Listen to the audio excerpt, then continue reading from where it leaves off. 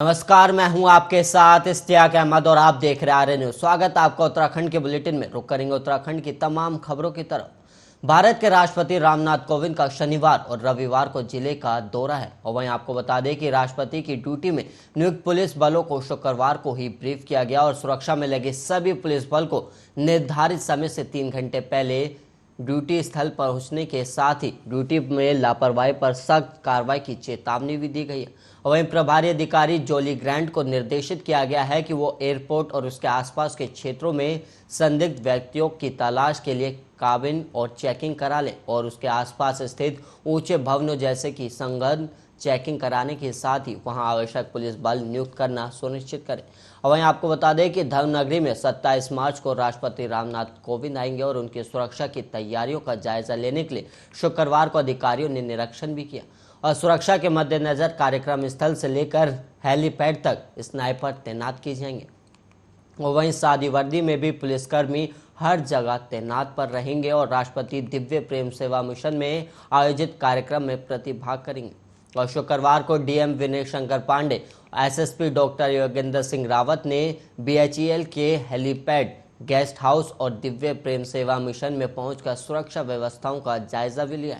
और वहीं डीएम ने कहा कि राष्ट्रपति के कार्यक्रम की तैयारियां पूरी हो गई और एसएसपी डॉक्टर योगेंद्र सिंह रावत ने बताया कि राष्ट्रपति की फ्लीट वाले मार्ग को तत्कालिक तौर पर बंद कराया जाएगा और हेलीपैड से लेकर फ्लीट के रूट और कई जरूरी स्थानों पर पुलिस की ड्यूटी लगाई गई है।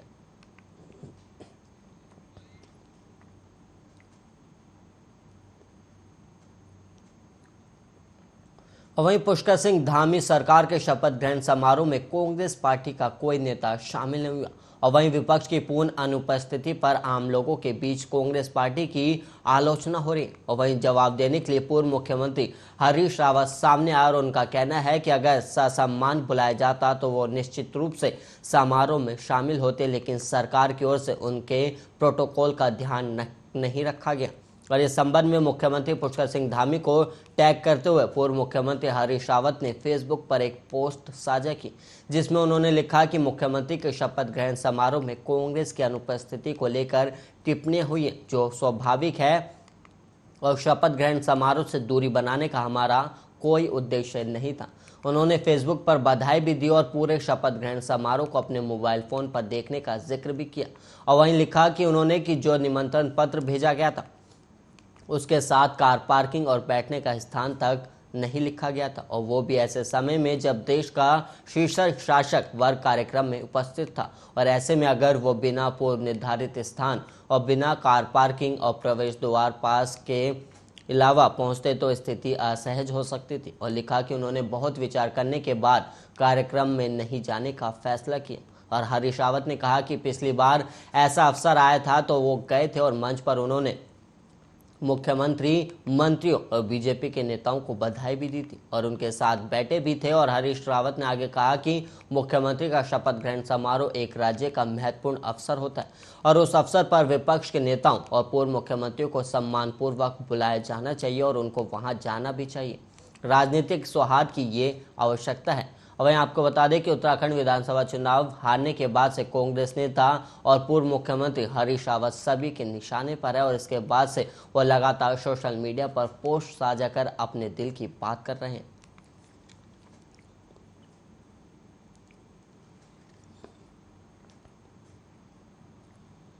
और वहीं मशहूरी शहर के कुल्हड़ी में गुब्बारा गैस भरे सिलेंडर से धमाका होने से गुब्बारा बेचने वाला युवक गंभीर रूप से घायल हो गया और धमाका इतना जोरदार था कि उसकी आवाज से पूरा क्षेत्र दहल उठा है और हादसे में गुब्बारे बेचने वाला युवक गंभीर रूप से घायल भी हो गया और धमाके से आसपास के घरों की खिड़कियां के शीशे भी क्षतिग्रस्त हुए। और वहीं आपको बता दें कि घटना में घायल युवक को स्थानीय लोगों ने अस्पताल में भर्ती कराया। प्राथमिक उपचार के बाद युवक को डॉक्टरों ने हायर सेंटर रेफर कर दिया कुल्हड़ी के समर हाउस के निकट एक होटल की छत पर गुब्बारे बेचने वाले 19 साल के युवक अरविंद कुमार के बेटे सुरेंद्र सिंह गुब्बारे में गैस भरने का काम कर रहा था और अचानक गुब्बारा गैस सिलेंडर में धमाका हो गया और इससे युवक का एक पैर घटनास्थल से करीब 200 फीट दूर एक धार्मिक स्थल के परिसर में जा गिरा और गंभीर रूप से घायल युवक को आनन फानन कपड़ों में लपेटकर अस्पताल ले जाया गया और धमाके से आसपास के घरों के शीशे, पानी की टंकियां क्षतिग्रस्त हुई और कुछ देर तो किसी को समझ में नहीं आया कि हुआ क्या है। और वहीं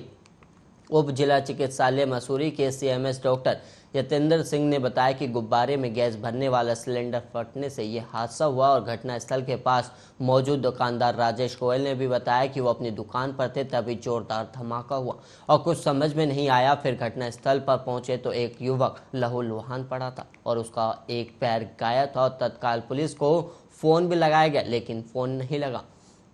और वहीं किसी तरह कुछ लोगों के साथ गंभीर रूप से घायल युवक को अस्पताल ले गए जहां पर उसका इलाज जारी है।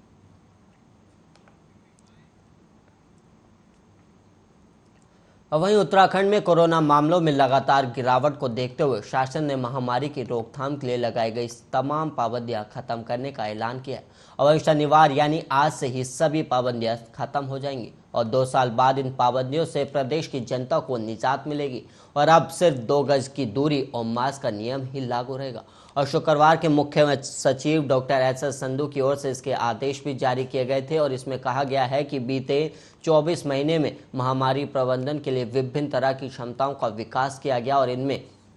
जांचें, निगरानी, कॉन्टैक्ट ट्रेसिंग, इलाज, टीकाकरण, अस्पतालों का विकास शामिल है और इसके साथ ही आम लोगों में भी कोविड के प्रति जागरूकता बढ़ी और लोग कोविड की रोकथाम के अनुकूल व्यवहार भी करने लगे हैं। और इस दौरान महामारी प्रबंधन की क्षमता प्राप्त करने के लिए अपने स्तर पर प्रयास किए गए और बीते 7 हफ्ते में कोरोना के नए मामलों में तेजी से कमी आई है और 22 मार्च को देश में कुल सक्रिय केस की संख्या मात्र 23,913 रही और इसी तरह उत्तराखंड में भी संक्रमण में कमी देखने को मिली है और इसे देखते हुए राज्य में सभी पाबंदियों को समाप्त किया जा रहा है। हालांकि स्वास्थ्य और परिवार कल्याण मंत्रालय के दिशा निर्देशों के अनुसार कोविड की रोकथाम के लिए 2 गज की दूरी, फेस मास्क और हाथ धोना जैसे सुरक्षात्मक उपाय जारी रहेंगे।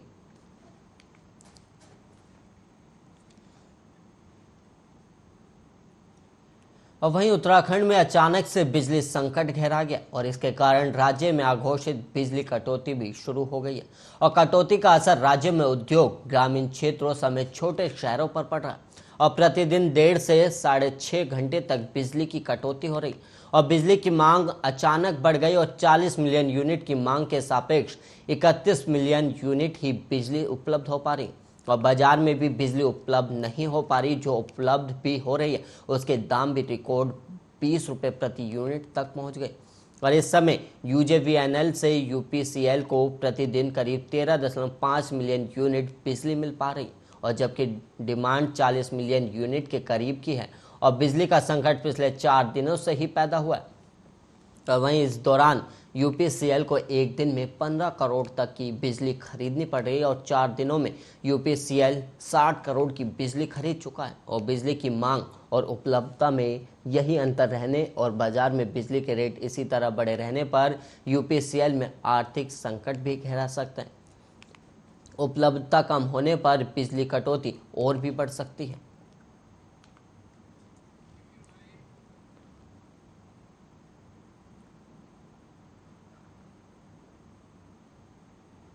वहीं रोडवेज के मंडल प्रबंधक संजय गुप्ता ने शराब के नशे में ड्यूटी करने और काम में लापरवाही करने पर 2 कर्मचारियों को निलंबित कर दिया और इसमें एक वरिष्ठ लिपिक और एक कंडक्टर के नाम शामिल है और पर्वतीय डिपो के वरिष्ठ लिपिक संजीव कुमार 23 मार्च को समयपाल का कार्य करते हुए कुछ वाहनों की ड्यूटी स्लिप ना बनवाने और समय से पहले सभी वाहनों की आउटसाइडिंग कराए बिना ही चले जाने का आरोप है और इसके अलावा पिछले साल 12 सितंबर को भी चेतावनी देने के बावजूद ड्यूटी के दौरान शराब पीकर काम कर रहे थे, लिहाजा उन्हें तत्काल प्रभाव से निलंबित कर दिया गया। और इसी प्रकार ऋषिकेश डिपो के कंडक्टर दरबान सिंह ने नशे में रात को 9:30 बजे कार्यशाला के गेट पर खड़े होकर वाहन रोक दिया और उन पर यह भी आरोप है कि उन्होंने बागेश्वर और अन्य रूटों की बसों को मसूरी बस स्टैंड जाने से रोका।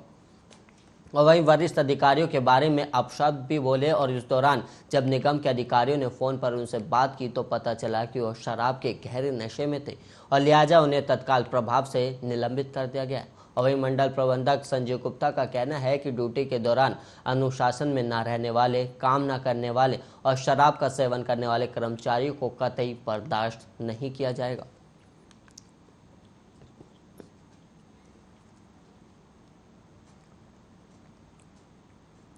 उत्तराखंड में कोरोना के 34 नए संक्रमित मिले, जबकि 31 संक्रमित मरीज ठीक भी हुआ और इसके साथ ही प्रदेश में कोरोना के 250 एक्टिव मरीज ही बचे। और स्वास्थ्य विभाग की ओर से जारी जानकारी के मुताबिक शुक्रवार को 34 नए संक्रमितों में सबसे ज्यादा 15 हरिद्वार जिले से और 12 देहरादून जिले से मिले। और इसके अलावा अल्मोड़ा में 4, पिथौरागढ़, रुद्रप्रयाग और उधम सिंह नगर में एक एक मामला सामने आया। और वहीं शुक्रवार को 31 मरीज के ठीक होने के बाद अब 250 एक्टिव केस ही बाकी रह गए। और वहीं शुक्रवार को प्रदेश में 23,521 लोगों को कोरोना वैक्सीन भी दी गई। और इससे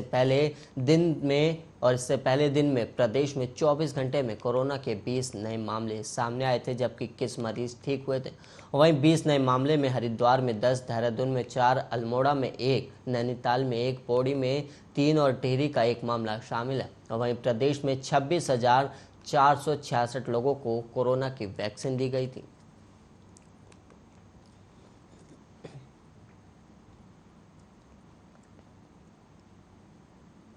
वहीं 71% वन भूभाग वाले उत्तराखंड में निकट भविष्य में वन सीमा को लेकर वन और राजस्व विभाग के मध्य विवाद खत्म हो सकता है। और वहीं इसके समाधान के लिए वन विभाग ने अपने अधीन संपूर्ण भूमि का डिजिटाइजेशन कराने का निर्णय लिया है। और इससे ये स्पष्ट हो जाएगा कि किस क्षेत्र में जंगल की सीमा कहां तक है, जो डिजिटल प्लेटफॉर्म पर उपलब्ध होगी। और वन रोपण, निधि प्रबंधन और योजना प्राधिकरण की नए वित्तीय वर्ष की कार्य योजना में प्रमुखता से ये विषय शामिल किया जा रहा है। और वार्षिक कार्य योजना जल्द ही शासन के माध्यम से अनुमोदन के लिए राष्ट्रीय कैंपा में भी भेजी जाएगी। और प्रदेश में वन सीमा भले ही पूर्व से निर्धारित हो, लेकिन आबादी से लगे वन क्षेत्र में इसे लेकर अक्सर विवाद की स्थिति रहती है। और अगर वन सीमा पर वन विभाग ने मुनारे लगाई है, लेकिन कई जगह ये गायब भी हो चुकी है। और ऐसे में वन सीमा से सटे क्षेत्रों की भूमि वन और राजस्व किसके अधीन है, इसे लेकर विवाद होते आए हैं। और विशेषकर वन भूमि में अतिक्रमण के मामलों का इसी कारण निस्तारण लटका रहता है। और प्रदेश भर में 9,000 हेक्टेयर से अधिक वन भूमि से अतिक्रमण का ना हट पाना इसका एक उदाहरण है। और इस सब को देखते हुए वन विभाग ने अपने अधीन वन भूमि का डिजिटाइजेशन का निश्चय किया है। और वन विभाग के प्रमुख मुख्य वन संरक्षक विनोद कुमार सिंघल के अनुसार वन सीमाएं डिजिटल प्लेटफॉर्म में दिखेंगी तो इससे विवाद भी खत्म होंगे ही और सही से ठीक भी हो सकेगा। वहीं कैंपा की नए वित्तीय वर्ष की कार्य योजना में इसके मंजूर होने पर वन भूमि के डिजिटाइजेशन का कार्य तेजी से होगा।